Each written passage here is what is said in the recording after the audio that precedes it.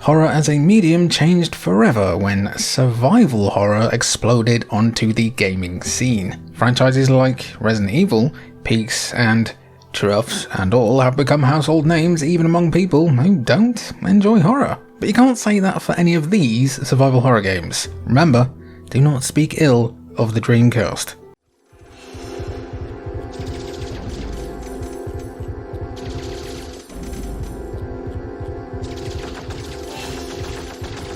Nobody knows what Illbleed means, but it's provocative. It gets the people going. 5 people. You should expect the guys behind Blue Stinger, hell yeah, Blue Stinger, to go not just ham, but full-blown Babe Pig in the City for their follow-up game. And that's exactly what they did with Illbleed. They even called themselves Crazy Games. Released on the Dreamcast in its dying days, which were, if we're honest with ourselves, unfortunately most of its days, in Illbleed you play as Eriko, a horror-obsessed teenager drawn into a theme park where every attraction is a death trap. Each stage riffs on a different B-movie, with your character's health tied to senses like hearing, smell, adrenaline, and even eyesight. The idea is super original, and it commits to its B-movie parody vibes with chainsaw lunatics, haunted appliances, and slapstick gore. Few horror games were this willing to laugh at themselves while still being brutal, like this. The trap detection system, the randomised item placements, and the sheer range of bizarre enemies give this a flavour unlike much else we've ever seen really, but it is also, yeah, not that great a game. The controls and camera are stiff, scanning every corridor quickly becomes exhausting, and the budget limitations show in the muddy visuals, kinda all over the place voice acting, and pacing that can swing from hilarious to frustrating. It's sold about as well as you might expect, and so you should expect these insane prices. It never even came to Europe, and yet it does have a following. Granted, a following like the people who vote for Lord Buckethead each time as a commitment to the bit, but still, right, how many games do we have to go? 7? 12? I've lost count.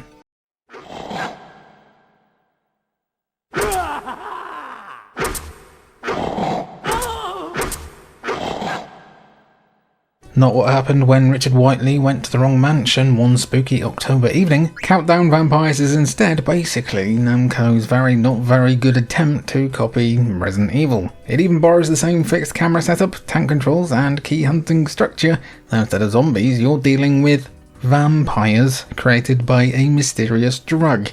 They are some very zombie-esque vampires, mind you.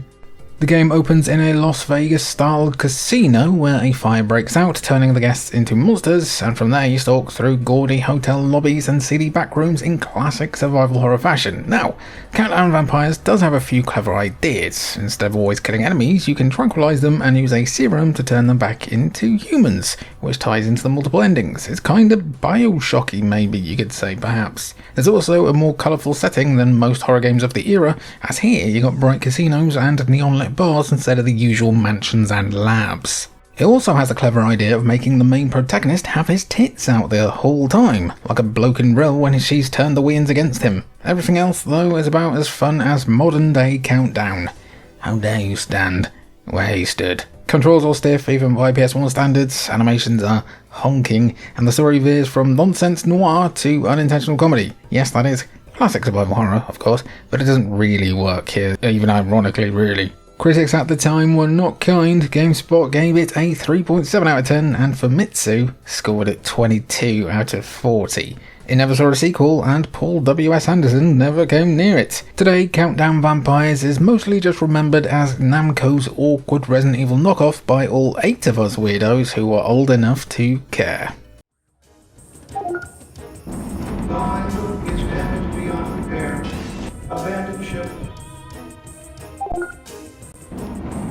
It's funny how carrier can either refer to a bag or something or someone who might spread an infectious disease, isn't it? Anyone who has one of these on their bag is definitely guilty of both. Set in the far-flung future of, 2 years ago, Carrier was one of the Dreamcast's earliest survival horror titles, releasing in 2000 and immediately getting tagged as Resident Evil at Sea. We did get that eventually. We did.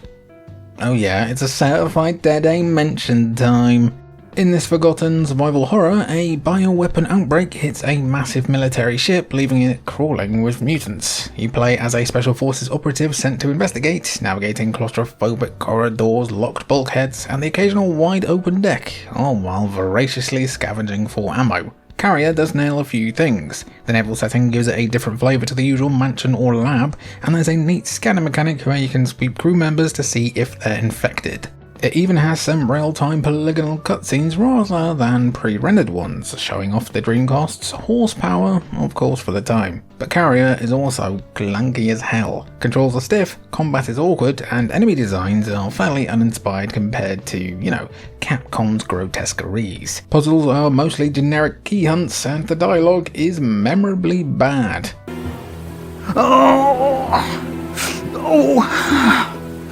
Reviews at the time were lukewarm, hovering usually around, the 6 to 7 or 60 to 70% range, with Next Gen noting it was functional but unimaginative. It sold modestly but was quickly overshadowed by Blue Stinger and later Code Veronica. These days Carrier is barely remembered, but it did help carry a flag early on for the Freakazoids on the Dreamcast.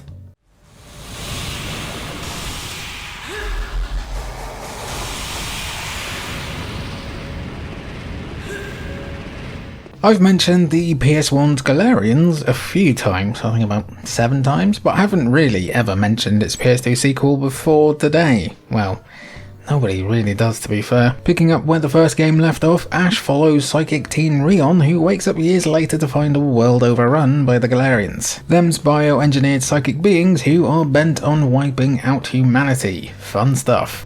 The story is packed with cyberpunk anime tropes, with cloning, telepathy, bleak futures, and cool psychic powers instead of guns. Mechanically, Ash has some intriguing ideas. Rion uses drugs to fuel his abilities, with different cocktails unlocking telekinetic blasts, firestorms, or psychic shields. Overuse, though, leads to a psychic overload, turning him into an uncontrollable killing machine. It's a clever analogue to ammo management in Resident Evil, but with a dangerous risk/reward kind of curve. The game also isn't shy about throwing big, minging bosses at you, many of them designed with a surreal body horror flair. Unfortunately, Galerian's Ash arrived in 2002 looking a little dated. Critics pointed out its blocky character models, stiff animations, and clumsy camera work that felt more like late PS1 than early PS2. The pacing also struggled with a repetitive combat and heavy reliance on cutscenes. Reviews were mostly negative. IGN gave it a 4.4 out of 10. A really annoying score. What an annoying score. Citing frustration and lack of polish, while sales were poor enough that the series quietly ended like the career of that band. What's their name?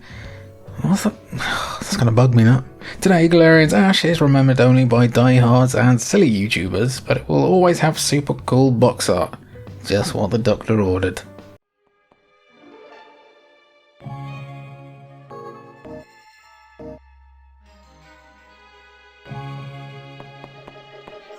When people talk about the roots of survival horror, it usually is just like a straight line. You had Alone in the Dark in 1992, right? And then Resident Evil in 1996, and that's survival horror all sorted out, baby. But tucked between them was stuff like Dr. Hauzer, a 3DO exclusive from 1994 that experimented with the same building blocks. It never came west, so it slipped out of the conversation almost entirely, but in Japan it showed how the formula was already evolving. Set in a creaky old mansion belonging to the vanished archaeologist himself, that's Dr. Hauzer, the game drops you in as a journalist investigating his disappearance. Instead of non-stop combat, most of the tension comes from exploration, puzzles, and hazards, all of which plays out with early free-roaming 3D movement and switchable camera angles. You could say that it's too clunky to enjoy these days, but for the time it was something closer to what Resident Evil would later perfect than almost anything else on the market. What makes Dr. Hauzer more fascinating in hindsight is the talent behind it. You see, it was produced by a young Akihiro Hino, who would later direct Overblood 2 and then go on to found Level 5, the studio behind Dark Cloud, Ni no Kuni, and Professor Layton. This odd little 3DO horror prototype turns out to be the missing link in a career that's became, hugely influential.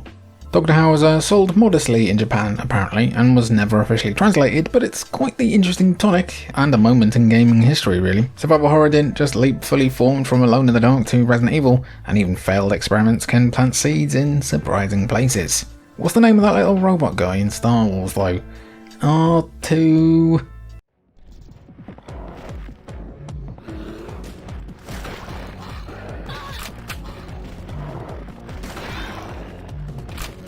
Kenobi?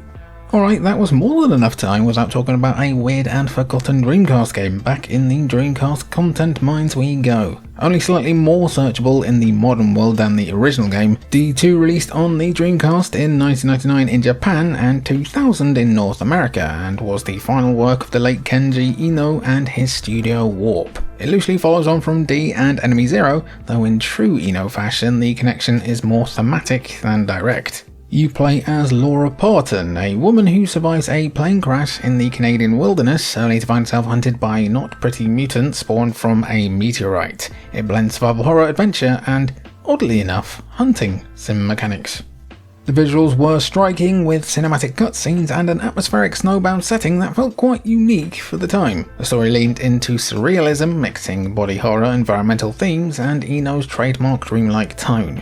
It also offered a wide-open hunting system where you stalk wildlife for food and ammunition. It's like Snake Eater without the ladders, ghost dads, or meowing.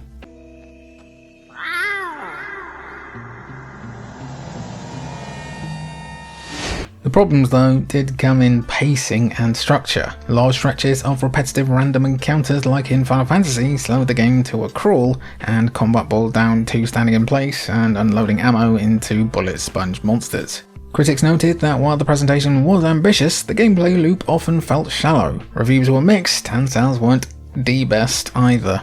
Should have released it in Europe maybe. While not the smoothest game to play today, D2 is a very interesting building block for survival horror, and one that wasn't afraid to try new things rather than just copying the biggest boys. It's not my fault! I'm not responsible for Susie's death!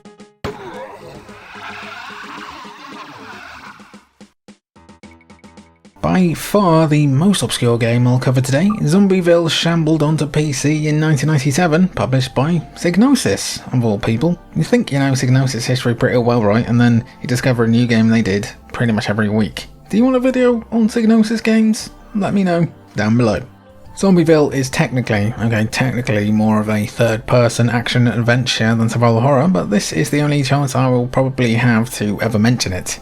You play as a survivor who looks like he might own a horrific necktie and have a gay best friend with an awesome jacket. He's hacking through a zombie-infested town with melee weapons, clunky firearms, and tank-like movement that feels like the Austin Powers hallway scene on repeat. This is an awkward, muddy-looking experiment with about as much tension as a GCSE drama project. Animations have like 2 bits of animation in, the combat feels like swinging a cricket bat while you're underwater, and environments of flat, repetitive stretches of greys and browns. Or at least they got both of them. There's no real resource management or clever puzzle structure here, just random sequences where zombies explode in blood. Here's an interesting fact for you though, all 8 people who bought the game in America at release probably never completed it, as the game was often shipped without the second disc. Well, that's a saving grace really. Zombieville pretty much died immediately, and nowadays there are games with the same name that are far more popular. But did they have Greg Proops in them? Thought not.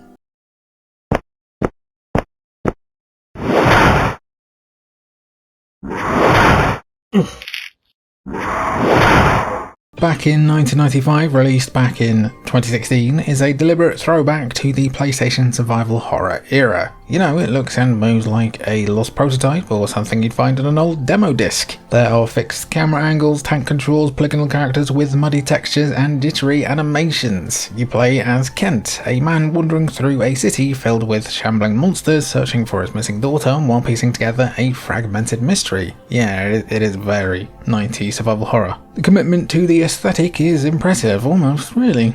Kind of to its detriment. The models wobble, the textures warp, the sound is tinny and slightly off, and all of it is on purpose. The problem is that the imitation never gets beyond feeling like an itch.io passion project. Beneath the retro filter, there isn't much to hold on to here really. The combat is flat, environments are bare, and the monsters lack variety, and it's just not scary at all. Where Resident Evil or Silent Hill paired their clunky mechanics with genuine tension, back in 1995 feels like how your dog remembers watching you play those games. Some reviews appreciate the authenticity of the look, but most found it kinda hollow, with little of the atmosphere that made the originals memorable. I Personally, actually remember buying it to review, but just couldn't be asked long before the end of the game. It sold pretty modestly on PC, then drifted onto PS4, Switch, and even 3DS. That's awesome. But it never built much of a following, really. In a weird way, back in 1995, kinda reminds me of Dr. Hauzer, in a way. It's a modern retro horror game that needed to be made so that more recent homages like Crow Country and Hollow Body, etc. could figure out what worked. This next game, though, did not work at all.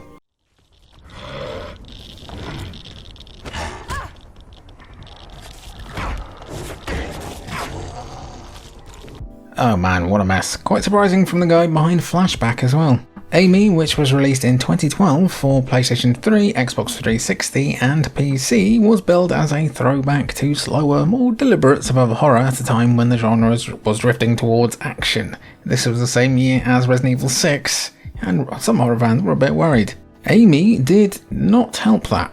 You play as Lana, who is trying to escape a city ravaged by an outbreak while escorting a mysterious child named Amy. Lana is infected, and staying close to Amy suppresses the virus, turning her into both a lifeline and a constant burden. It's an idea that could have worked, and a similar-ish dynamic would work the following year with The Last of Us. The infection system gives the game a tense undercurrent, kind of, but the execution falls apart almost immediately.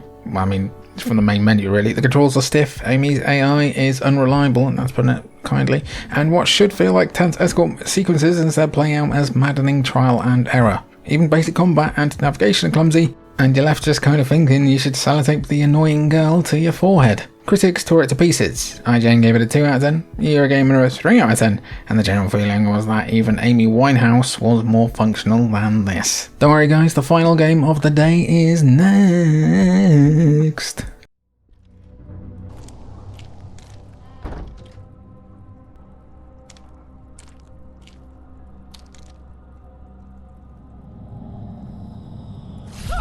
Hey, I missed the episodic video game boom, said nobody.